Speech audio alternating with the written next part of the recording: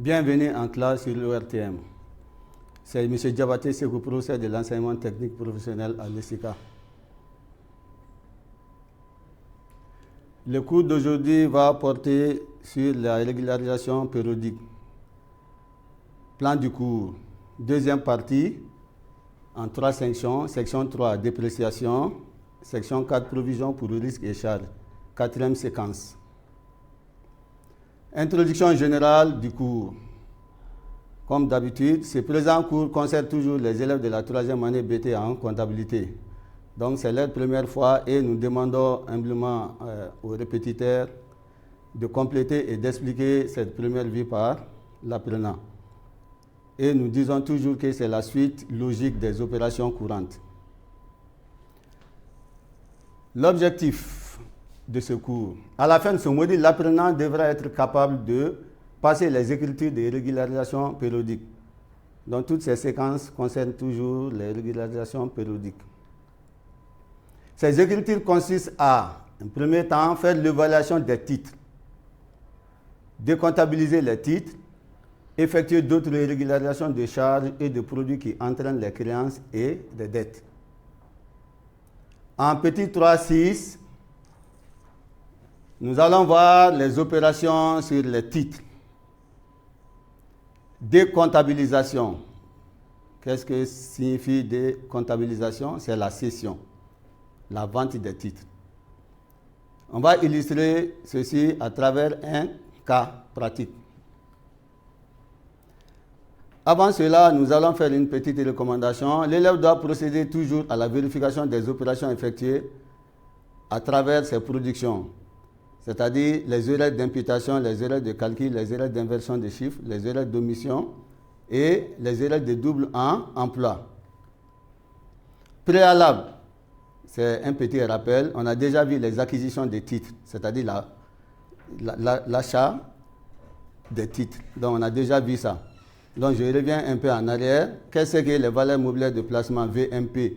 Donc c'est des titres émis par des personnes morales, c'est-à-dire les entreprises communément appelées l'entité, les entités. Donc leur détention donne droit à une quotité de capital, c'est-à-dire les actions pour les SA, les parts sociales pour les sociétés autres que les SA, ou droit de créance, c'est-à-dire les obligations. Donc les titres, c'est des papiers. Leur détention donne droit à des quotités de capital, c'est-à-dire des parts. Mais ces parts-là sont souvent appelées les actions, les parts sociales, les obligations. Décomptabilisation des titres. Décomptabilisation, je viens de vous donner la définition. Il s'agit de la cession des titres, la sortie des titres. La comptabilisation de la cession s'effectue de façon différente. Donc, comment se passe l'enregistrement de cette décomptabilisation?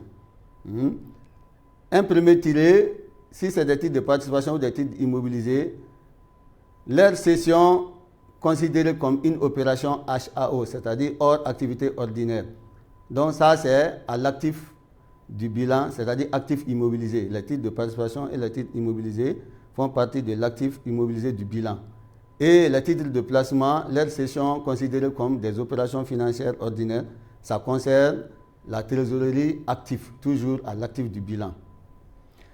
VC veut dire la valeur comptable est égale au coût d'achat non diminué par une dépréciation. Donc, il n'y a aucune dépréciation qui était en cours. Donc, la valeur comptable est égale au coût d'achat. Donc, ça c'est à l'entrée du patrimoine. En cas de cession partielle d'un ensemble de titres, l'évaluation s'effectue en appliquant au choix la méthode PEPS, c'est-à-dire première entrée, première sortie, ou en anglais first in, first out, ou la méthode du coût unitaire moins pondéré, c'est-à-dire CUMP. Le prix de cession, prix stipulé dans l'acte diminué des frais de cession strictement nécessaires à celle-ci. Donc, frais, commission ou de courtage.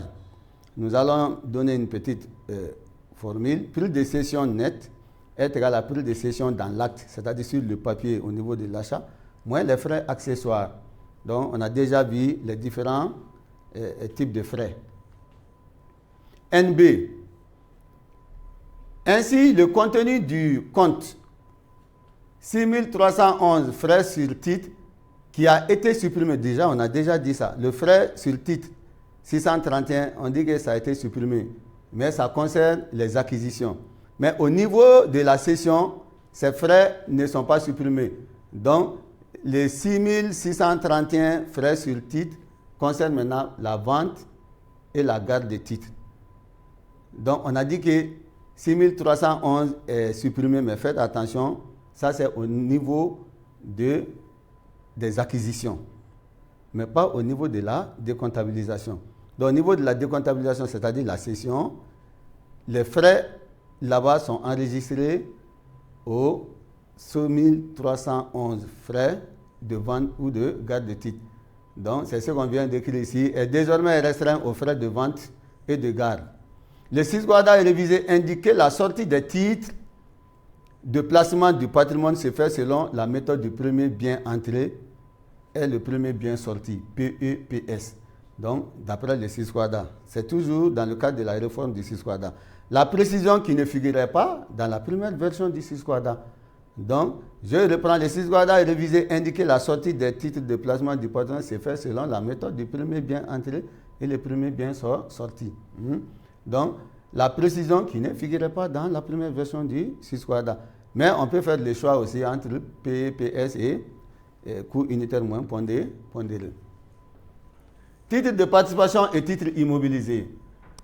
La valeur comptable de l'élément cédé, nous parlons de sa valeur d'entrée, c'est-à-dire le coût d'achat, est enregistrée au début du compte 816 par le crédit du compte de titre concerné, c'est-à-dire si c'est titre de participation, 27, si c'est titre immobilisé, c'est 26. Donc, on débute 816 et on crédite 26 ou 27. Au crédit du compte 826, produit des cessions d'immobilisation financière du produit des cessions. Donc, nous allons créditer le 826, produit des cessions, la sortie, par le débit d'un compte de trésorerie. Si c'est vendu par caisse, en espèces, donc ça c'est compte de trésorerie, ou bien ça peut être à crédit 885 créances sur cession d'immobilisation. Dans les cas où la dépréciation avait été constatée, cette dernière est reprise par le crédit du compte 119-112. Donc les 119-112, parce que ça concerne l'actif du bilan, c'est-à-dire nous sommes au niveau de actifs immobiliers, donc c'est des reprises.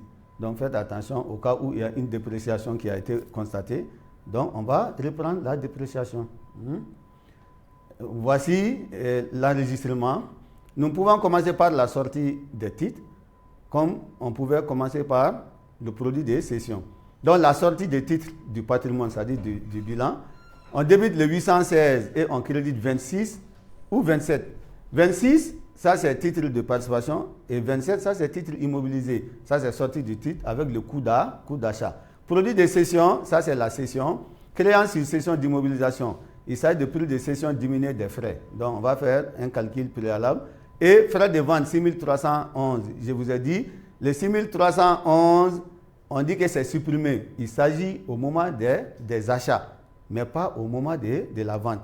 Donc 6311 a été remplacé par les comptes de 50 au niveau des acquisitions et 6300 qui étaient frais qui concernaient les acquisitions deviennent seulement les frais au niveau des ventes.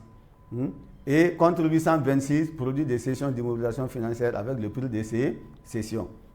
Et la reprise au cas où il y avait une dépréciation, et nous allons reprendre la dépréciation. Nous allons débuter 29,74 contre 119,112.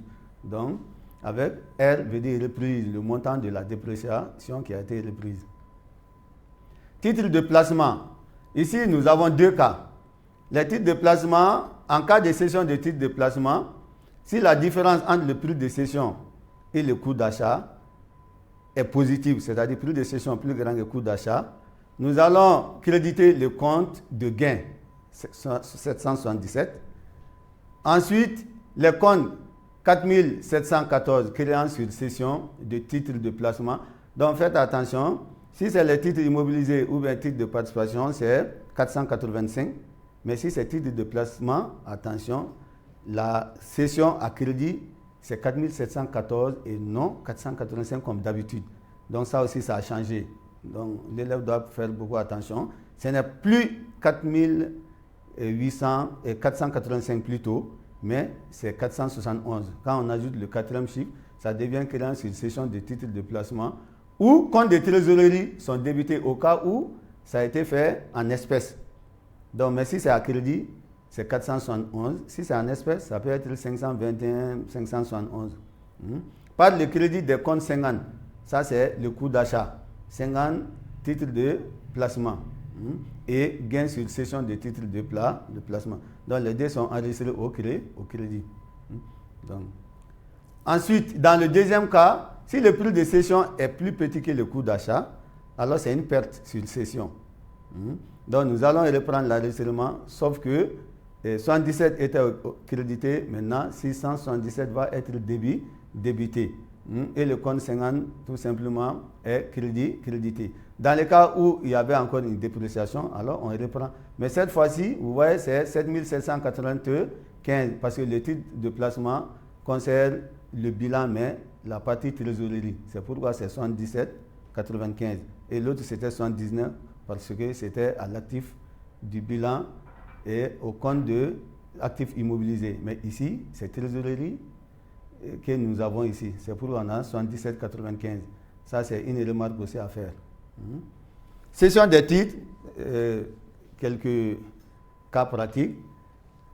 Au moment de la cession, il faut calculer le prix de cession hors taxe, c'est-à-dire sur l'acte, sur le papier, le prix figurant sur le papier, moins la commission en pourcentage, c'est-à-dire prix de cession hors taxe fois le taux, si c'est 5%, 6%, 10%. Et TAF, taxe sur les activités financières, 17%. Commission fois 17%. Donc le montant de la commission est multiplié par 17%. On fait la somme des deux qui nous donne le frais. Donc prix de cession moins frais va nous donner le net perçu. Donc attention, si c'est acquisition, c'est prix d'achat plus les frais. Mais c'est le même calcul. Et ici, on va avoir le net à payer. Mais avec la cession, c'est le prix de cession moins les frais. Ça fait le net perçu. Ensuite, on va calculer le coût d'achat des titres cédés, les titres qu'on a vendus. Donc, le coût d'achat unitaire multiplié par la quantité qu'on a vendue. Ensuite, la dépréciation à annuler. S'il y avait une dépréciation, alors on est obligé de reprendre la dépréciation. Donc, pour cette annulation, la quantité cédée multipliée par coût d'achat unitaire moins coût. Donc, si nous sommes en 2017, donc prix d'achat moins 2017, alors qu'on se trouve en 2018. Donc 2017 devient ancien. Donc c'est ce qu'on doit reprendre. Ensuite, pour calculer le gain sur cession, on compare le coût d'achat et le prix de cession. Si le prix de cession est plus grand que le coût d'achat, on parle de gain. Mais ici, si le prix de cession est plus petit que le coût d'achat, on parle de perte. Comptabilisation de ce petit tableau. Le premier cas, prix de cession est plus grand que le coût d'achat. Nous allons débiter 4721 créances sur cession de titres de placement et 6311 frais sur vente de titres. Donc je vous ai dit que ce frais-là, on dit que le 6311 a été supprimé, pas au niveau de la cession, mais au niveau des acquisitions. Donc il faut retenir ça. Ça, c'est avec la réforme du 6 quadrat. Donc prix de cession moins frais, c'est ce qu'on va écrire ici, le net perçu. Ensuite, plus le frais. Et nous allons créditer le 50, c'est-à-dire le coût d'achat des titres que tu as vendus. Et gain sur cession de titres de placement. Ensuite, le deuxième cas, prix de cession plus petit que le coût d'achat. Alors, nous allons faire la même chose. On débite le 4721 créance sur titre de placement. Ou encore, compte de trésorerie ici, ça a été fait en espèces. Donc, on met 521 ici. Mais si ce n'est pas en espèces et que c'est fait à crédit, donc on garde 4721. Ensuite, 6771 pertes sur cession de titres. Et 6311, ça c'est les frais sur titre. Et nous allons créditer le 50, c'est-à-dire le montant de titre de placement, le coût d'achat. Donc CA, coût d'achat. Cas d'application. Ici, dans cet exemple, il n'y a pas de frais ni de TAF. Donc faites attention, c'est un cas très simple. Cession de titres immobilisés. Titres immobilisés détenus par l'entité ICA, valeur d'origine 50 millions. Il y a un zéro qui manque. Dépréciation existence 6 millions. Prix de cession au 15/8e mois 2019 portefeuille à crédit et 48 millions. Donc, il y a un zéro aussi qui a manqué. Donc, c'est 50 millions. Là, c'est 48 millions. Et ici, c'est 6 millions. Donc, nous allons enregistrer. Le montant a été rectifié ici. Cession des titres. Je commence par la sortie du patrimoine, c'est-à-dire du bilan. Le 15 8e mois, nous allons débuter 816, comme dit préalablement en haut, et créditer le 274 titres immobilisés avec le montant 50 millions, le coût d'achat. Ça, c'est la sortie. Le titre sort avec le coût d'achat 50 millions. Le produit de cession, donc ça, c'est la cession proprement dite de ces titres. Ça, c'est fait à crédit. Si c'est à crédit, vous voyez, là, c'est différent de 471, parce que ici, c'est des titres immobilisés, c'est 485 contre 826, créance sur cession, produit de cession.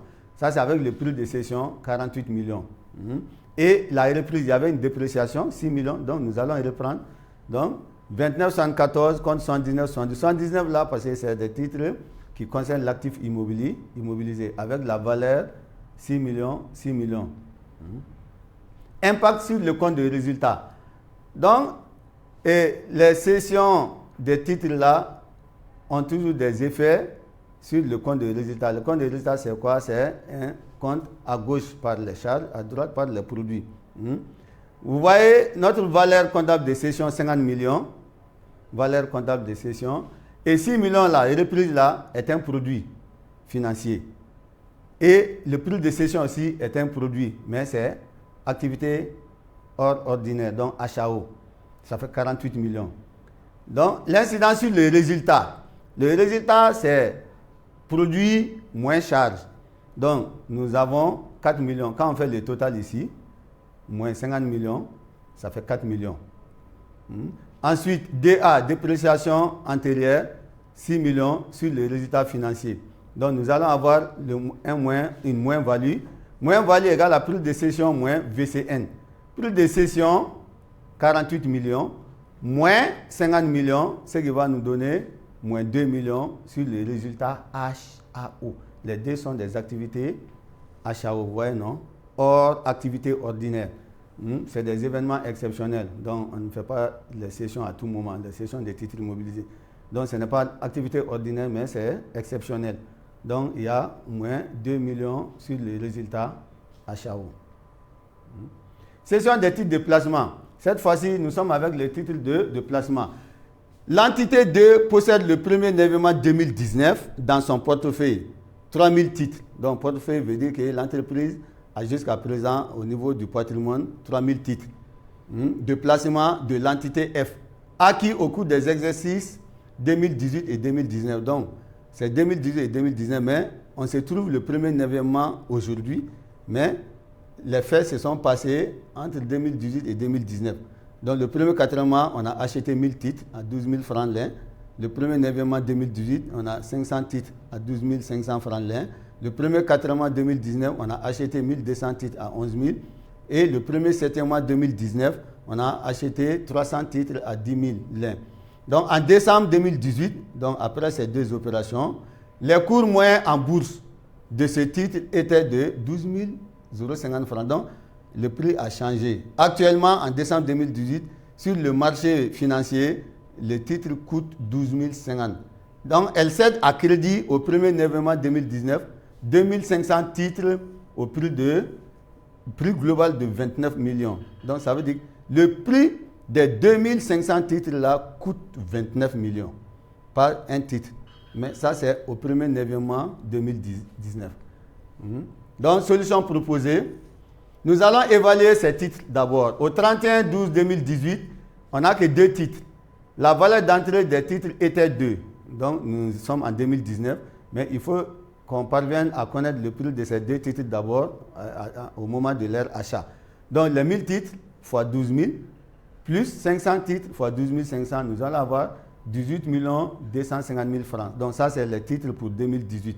Valeur de ces titres à la même date était 2. Donc, on dit que le cours moyen, on vient de lire tout de suite, on dit au 31 décembre que les prix ont changé sur le marché, c'est 12 050. Donc, en multipliant les 1500, c'est-à-dire 1000 titres là, plus 500 titres, va donner 1500 titres. Donc 1500 titres multiplié par le prix d'aujourd'hui va me donner 18 millions 75 millions. Donc je compare les deux, vous voyez. J'avais 18 millions 250 000, le cours a changé 18 millions 75 000. Donc en conséquence, l'entité constate une dépréciation en ce moment, il y a une dépréciation, donc il y a une variation de portefeuille à la clôture de 2018. Donc cette variation s'appelle dépréciation, c'est le coût d'achat, moins cours moyen. Donc 18 millions 250 000, c'est le coût d'achat, moins le cours moyen, c'est qui va me donner 175 000 francs.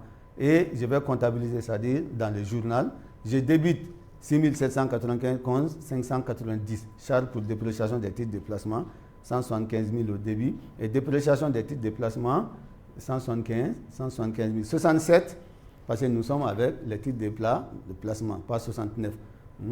Donc, c'est un élément de la trésorerie. Cession des titres. Au premier 9e mois, l'entité a cédé 2500 titres, donc on a vendu 2500 titres. Évaluation de la valeur d'entrée. Ici, deux méthodes sont possibles. Donc, le 6 quadrat, cette fois-ci, normalement, c'est le premier entrée, premier sortie, mais on a les choix, on va comparer les deux. Selon l'article 44 de l'acte uniforme et relatif, vous pouvez aller vérifier.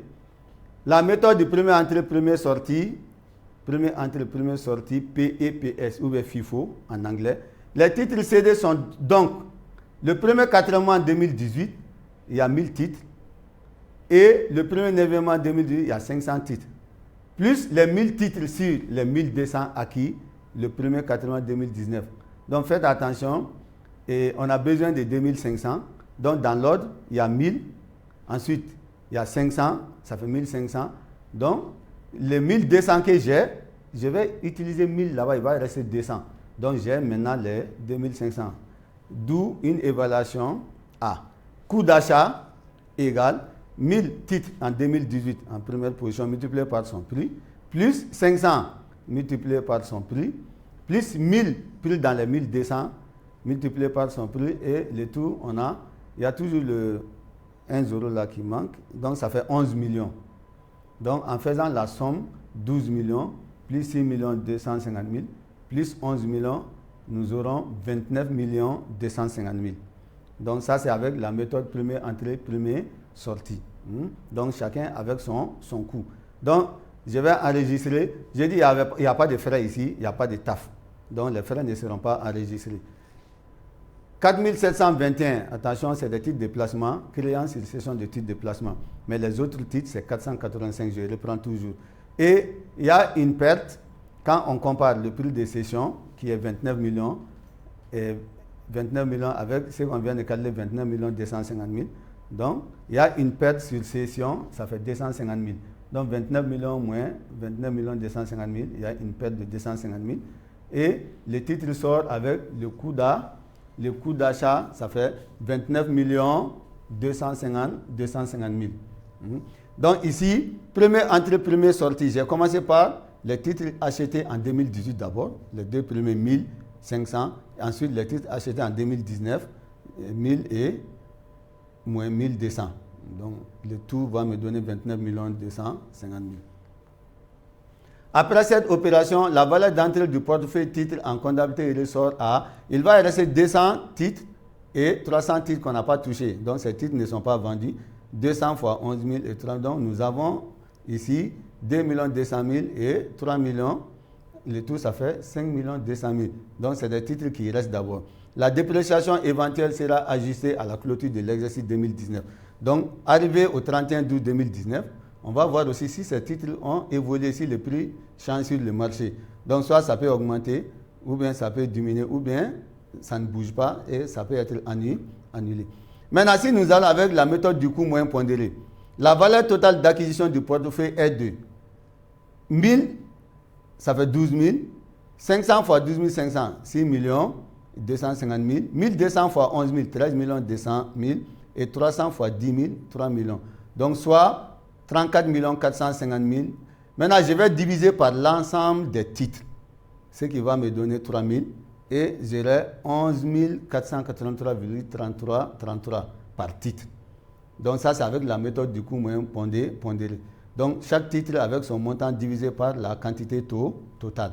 Donc, la valeur globale des titres sortis est donc 34 450 000 fois 2500 divisé par 3, 3000, parce que c'est 2500 que j'ai vendu sur les 3000. Donc, ce qui m'a donné 28 708 333. Ou encore, je peux prendre le coût unitaire et je multiplie par la quantité 2500. C'est ce que vous voyez ici. Donc, on a le choix. Les 2500 vendus sur les 3000. Ou bien, je prends le coût unitaire multiplié par 2500. Donc, l'enregistrement, cette fois-ci, il y a le gain. Les gains sont crédités, mais les pertes sont débitées. Donc, on va enregistrer 4721 contre 50 et 777. Donc, créance sur titre, parce qu'on dit que les titres ont été cédés à crédit. 29 millions. Titre de placement, 50. Ici, il y a inversion dessus. 250, c'est ici. Là aussi, 29 250 000. Ouais. Donc, en faisant la somme des deux, c'est ce qui donne 29 250 000. Donc, le gain, c'est 250 000. Ça, c'est le gain. Et le titre, c'est 29 millions. Donc, là aussi, il y a une erreur d'écriture. L'élève va s'amuser à remplacer les éléments par leur valeur d'après les calculs. Après cette opération, la valeur du portefeuille de titres en comptabilité ressort. Donc, on fait la différence entre ces deux. Vous voyez, ça va nous donner 5 741 667. Ou bien, on multiplie tout simplement 11 483,33 fois 500, ce qui va me donner 5 741 667. Donc, c'est la même chose. La dépréciation éventuelle sera ajustée à la clôture de l'exercice N en fonction de la valeur du portefeuille à cette date. Donc toujours, quand nous sommes à l'inventaire, il y a un prix à l'inventaire, vous comparez toujours au prix d'achat. Donc chaque fois, le prix doit changer. Si le prix ne change pas, il n'y a pas de dépréciation. Si le prix change, il y a dépréciation. Mais si c'est en diminution aussi, il n'y a pas de dépréciation.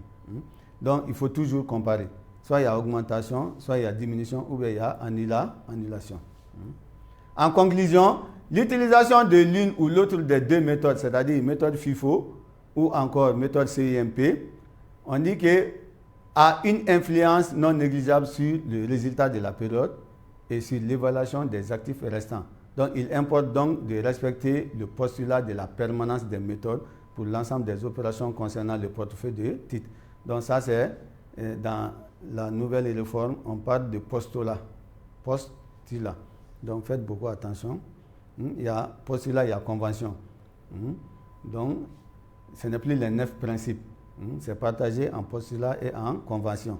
Donc, ça, c'est d'après la réforme encore du Suswada, pour ceux qui pensent que c'est toujours les 9 principes. Ce n'est plus les 9 principes, mais c'est le postulat et les conventions. En section 4, provision pour risques et charges. Définition.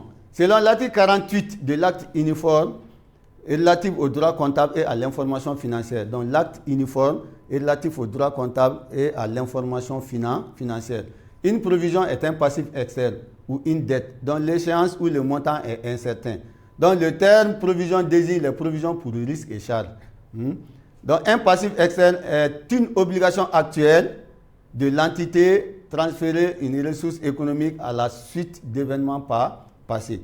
Donc, ça, c'est une obligation actuelle. On dit une obligation actuelle. Donc, au moment précis, donc, on a fait un constat qui est lié à une activité déjà passée et qu'on est contraint de régulariser cette activité. Les risques et charges nettement précisés quant à leur objet que des événements survenus au cours rendent seulement probables. Donc, entraîne la constitution par dotation de provision pour risques et charges à inscrire au passif du bilan dans la rubrique dette financière. Donc, attention, on dit les risques et charges nettement précisés. Donc, c'est des dettes financières. Maintenant, toutefois, pour l'échéance probable du risque ou de la charge à court terme, donc si c'est à court terme, les provisions sont constituées par la constatation des charges. Donc, long terme, je reviens en arrière. Long terme, c'est des dotations. Et court terme, c'est des charges pour provision pour risque à court terme. Ça, c'est le passif circulant. Donc, vous devez remarquer, le passif circulant, ça, c'est à court terme. Et à long terme, comme vous voyez ici. À long terme, ça c'est les dettes financières. Comptabilisation. Passif, risque et charges nettement précisés. Donc, on dit que c'est des dotations à long terme. Vous allez débuter 69,1, 69,7 et 85,4. Donc, c'est des dotations. Ça, c'est qui concerne les exploitations. Si c'est activités financières et HAO. Et nous allons créditer 19 provisions financières pour risque et charges. Donc, ça, c'est à long terme. Et l'aire et reprise, c'est le contraire. Les 6 deviennent les 7. Donc, 791, 797 et 864, ça c'est les reprises pour l'exploitation financière et HAO, activité ordinaire.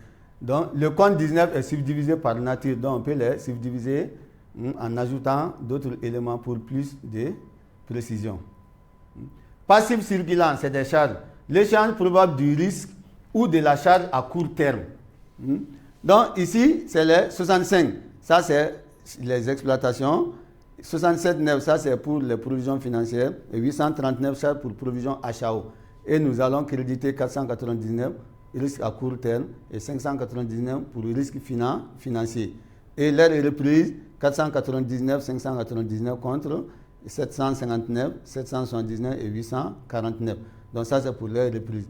Donc à court terme, c'est des charges. C'est des charges. Donc à long terme, c'est des dotations. Ça, c'est à remarquer. Application. Nous avons 2 exercices. C'est-à-dire 2 exercices veut dire quoi? 2 années. On a N, ce qui s'est passé en N et ce qui s'est passé en N plus 1. C'est comme 2018-2019, un exemple. Provision pour litige avec un ancien salarié. C'était 100 000. Et en N plus 1, c'est allé à 150 000. Provision pour service après-vente. Réduite de 10% à plus d'1 an. Donc, quand on dit plus d'1 an, on a tout appelé donc à court terme, moins d'1 an. Et plus d'1 an, ça c'est à long terme. Donc, moins terme, long terme. Il s'agit des dotations et des charges. Si c'est moins d'1 an, c'est des charges. Si c'est plus d'1 an, c'est des dotations. Donc, vous allez remarquer au niveau des enregistrements. Donc, difficulté d'exécution d'un marché. Donc, ici, prévu dans le devis, moins d'1 an. Donc, en enregistrant ici, comme c'est moins d'1 an, c'est des dotations. Maintenant, plus d'1 an, pardon, moins d'1 an, c'est des charges. Et ici, plus d'1 an, c'est des dotations. Maintenant, quand nous arrivons à N plus 1, faites attention, on fait la différence entre les deux. Donc, 2N plus 1 moins 2N, c'est-à-dire 150 000 moins 100. 180 000 moins 200 000. 70 000 moins 0. 40 000 moins 30 000, 80 000 moins 110 000. Donc, c'est ce qu'on va faire pour l'enregistrement au niveau de N plus 1. Donc, voici le journal. En exercice N, comme c'est de l'exploitation et que c'était à court terme, on a dit que c'est des charges. Donc, nous allons débuter 65,91 contre 49,91. Donc, 100 000, 100 000. Ensuite, 69,11, 192. Ça, c'est à plus d'1 an. C'est des dotations. Vous comparez seulement court terme, moyen terme, charge, dotation. Ici, court terme, c'est-à-dire moins d'1 an, c'est une charge. Donc 65, 499. Et plus d'1 an, ça c'est la dotation. 69, 69 si vous comparez. Et si c'est des exceptionnels, c'est dans 8. Donc dotation pour le risque et charge HAO, 80 000, provision pour impôt. Et ici, à court terme, vous voyez toujours c'est 65,91 contre 49,91. À court terme, c'est des charges. Et 69 veut dire à long terme, ça c'est des dotations. Donc c'est une remarque que vous devez faire. 65, 69, 65, 69. Les 8 là, ça c'est des activités exceptionnelles. Maintenant, l'année a changé, les conditions ont changé. Soit il y a eu augmentation des risques ou il y a eu diminution des risques. Donc ici, à court terme, on a fait la différence est positive. Si la différence est positive, on garde des charges pour les courts termes. Donc, l'enregistrement ne change pas. Mais dans le cas contraire, à long terme, vous voyez, ça devient une reprise parce que la différence a donné moins 20 000. Donc, moins 20 000, mais on n'écrit pas moins ici. Moins 20 000, c'est pourquoi c'est une reprise. Mais chaque fois que c'est 65 au début, ça veut dire que N plus 1 est toujours plus grand que 2N. Mais si 2N est plus grand que dn plus 1, c'est pourquoi on a les reprises. Donc, voici, vous allez vous amuser pour vérifier le reste. Je vous remercie.